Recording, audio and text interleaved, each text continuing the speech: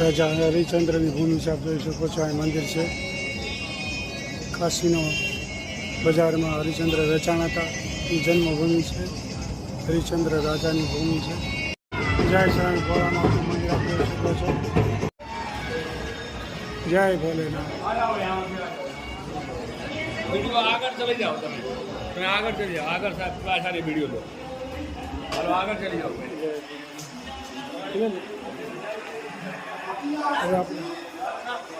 આપણે આ શેનું આયોજન કરેલ છે?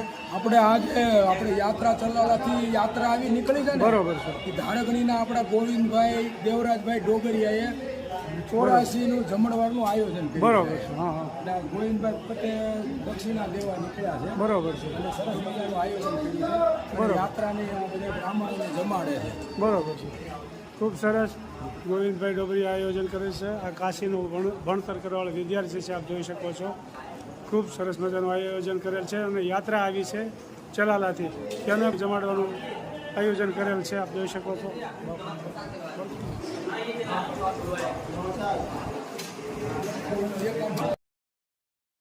આયોજન ગોઠવેલ છે, આપ જોઈ શકો છો. ગોવિંદભાઈએ 84 કરાવેલ છે. બધા કાશીનું ભણતર કરવાવાળા વિદ્યાર્થી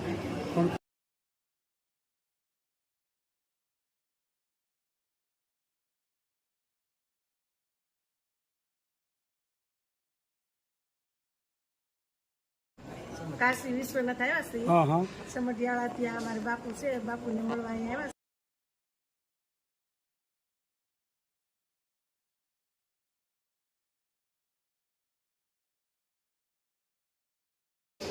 જય સ્વામી ગોવિંદભાઈ. નામ શું છે? જય સ્વામી ગોવિંદભાઈ દેવરાજભાઈ ડોબરિયા ધારગણીય ચલાલાના યાત્રિકો આવ્યા છે. તે જમવાનું આયોજન કરેલ છે. બ્રાહ્મણોને 84 કરાવી વિદ્યાર્થીઓને કાશીનું ભણતર કરે છે અને યાત્રાળુને જમવાનું ભોજન કરેલ છે વ્યવસ્થિત. ખૂબ સરસ મજાનું આયોજન કરેલ છે, આપ જોઈ શકો છો.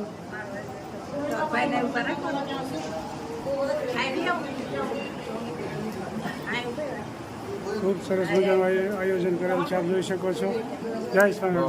ખૂબ સરસ મજાનું તમે આયોજન કર્યું અને ખૂબ સરસ કામ કર્યું. આમાં ખૂબ આનંદ થયો બધાને. યાત્રાળુ ખૂબ આનંદમાં છે. હા, ખૂબ ખૂબ સરસ મજાનું કામ કર્યું છે, આપ જોઈ શકો છો. યાત્રાળુ જમવા મળ્યા છે, ચલાલાથી આવ્યા છે બધા યાત્રાળુ. ખૂબ આનંદમાં છે બધા. ખૂબ સરસ. બરોબર છે. બહુ સરસ કામ થઈ ગયું. મારે જે 84 કરી નાખી મારી ઉપર. બરોબર. સ્થાન પવિત્ર છે અને આ સ્થાનમાંથી જે અગ્નિ સંસ્કાર કરે તેનો મોક્ષ 100% થઈ જાય છે. આપણે ક્યાં સ્થળ ઉપર આવ્યા છે? રાજા હરિચંદ્ર જ્યાં નોકરી ઉપર હતા ને, હા હા, બરોબર. સ્થળ ઉપર આવ્યા છે.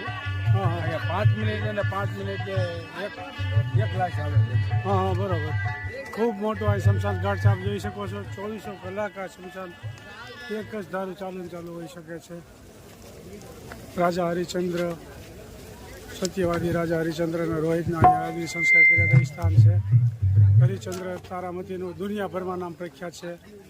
એમાં રોહિતનો અહીં અગ્નિ સંસ્કાર કર્યો હતો અને પછી પાછા ભગવાન વિષ્ણુએ સજીવન હોતે કરી દીધા હતા. એણે ખાલી કસોટી કરી હતી, પણ હરિચંદ્ર રાજા ક્યાંય પાછા નહોતા પીડ્યા. એ આ ખૂબ જ મોટું સ્થાન છે. આ રોહિતના અગ્નિ સંસ્કાર આપ્યો હતો અને પાછું સજીવન કર્યું હતું. એ સ્થાન છે, જોઈ શકો છો. કાશી વિશ્વનાથ મંદિર જોઈ શકો છો. જય સ્વામિનારાયણ.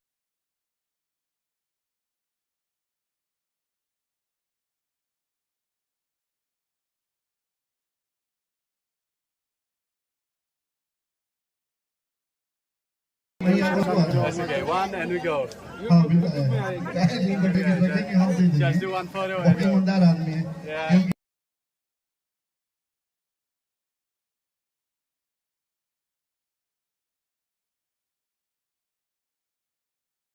અલ્હાબાદ આવ્યા છે. અહીં કુંભનો મેળો બહુ મોટો થાય છે.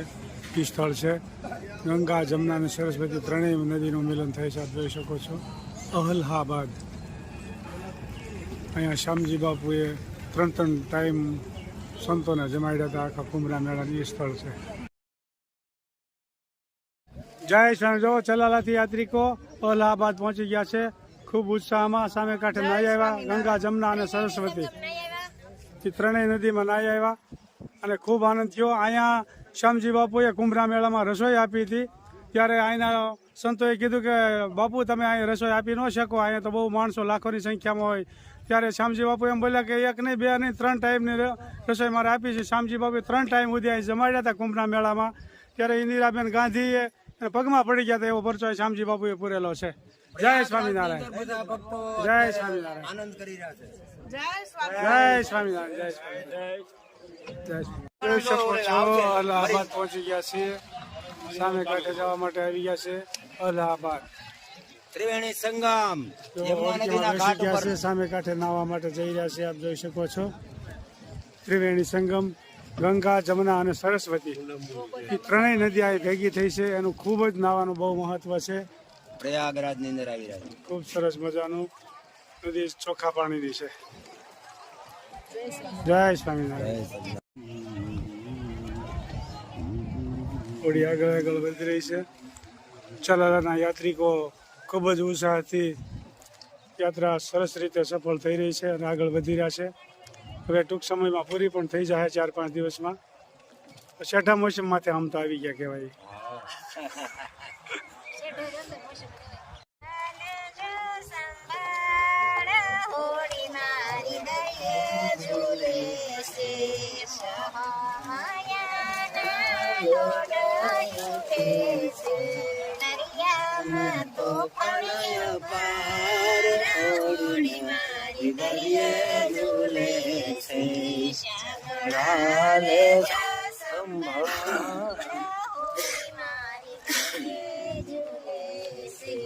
જય સ્વામિનારાયણ. ખૂબ સરસ રીતે યાત્રાકો આગળ વધી રહ્યા છે.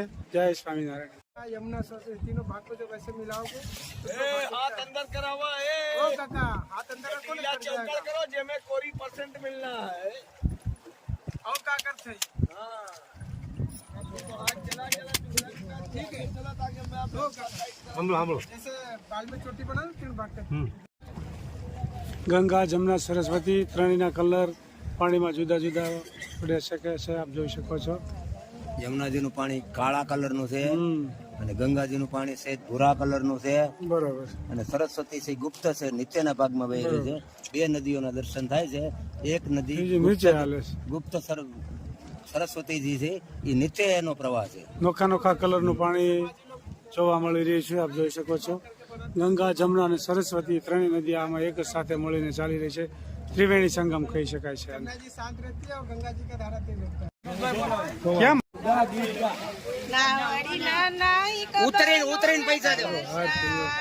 નાવડી સોપી વાલા તમારા નાવડી દુવાર ક્યાં ધામ ઉભી રાખજો ત્યાં રણછોડા રાયના દર્શન થાય નાવડી સોપી વાલા તમારા.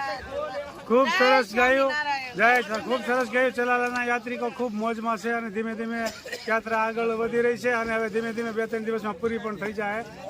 જય સ્વામી. હવે સ્નાન કરવા જઈ રહ્યા છે સામે કાંઠે. આ જમના અને સરસ્વતી એનું નાવાનું આ ઘાટ છે. આપ જોઈ શકો છો હજારો હોડીઓવાળા આવી ગયા છે. એ ખૂબ જ એનું માધ્યમ છે. આ જમના અને સરસ્વતી અહીં નાવા માટે આવ્યા છે. આપ જોઈ શકો છો ખૂબ હજારો હોડીઓવાળા છે. આપ જોઈ શકો છો હજારોની સંખ્યામાં છે અને આમાં નાવાનું ખૂબ મોટું માધ્યમ છે. આપ જોઈ શકો છો આ જમના સરસ્વતી આજ આમાં નાહ્યા. ખૂબ સરસ મજાની મજા આવી. ત્રણેય નદીઓ ભેગી થાય છે એટલે ખૂબ નાહવાની મજા આવી. આપ જોઈ શકો છો. જય સ્વામી. આ જેડી સાહેબની સેવા ખૂબ સરસ મજાની રહી છે.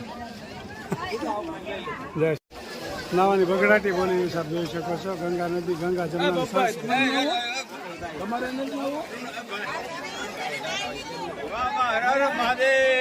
મહાદેવ મહાદેવ. ખૂબ આનંદમાં છે. ખૂબ જય સ્વામિનારાયણ.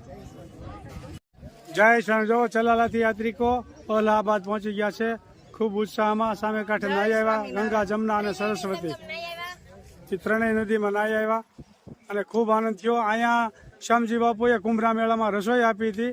ત્યારે અહીંના સંતોએ કીધું કે બાપુ તમે અહીં રસોઈ આપી ન શકો, અહીંયા તો બહુ માણસો લાખોની સંખ્યામાં હોય.